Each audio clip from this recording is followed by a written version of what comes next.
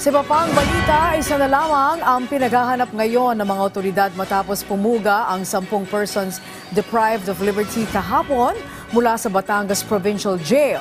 Si Gav Villegas sa sentro ng balita. Nakatakas ang 10 persons deprived of liberty sa Batangas Provincial Jail sa Barangay Malainin sa Ibaan, Batangas. Nangyari ang insidente kahapon ng alas 9:30 ng umaga, makaraan nilang tutukan ng ice pick at agawan ng service firearm ang isang prison guard.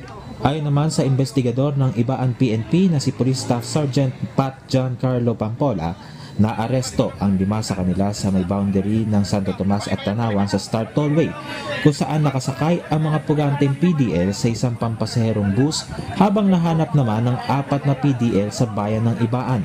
Patuloy pa rin ang paghahanap sa isa pang pugante. Maharap sa panibagong kaso ang mga pumugang PDL. Pangyayari po nito ay kakasama po natin sila ng yung escape. Sa Revised Penal Code Article 157 po. Dadagdagan po natin ng kaso po ngayon. Samantala, inihayag ni Batangas Provincial Administrator Attorney Joel Montialto na pinatututukan ni Governor Vilma Santos Recto ang nangyaring pagtakas at para alamin kung ano ang naging kakulangan sa security protocols.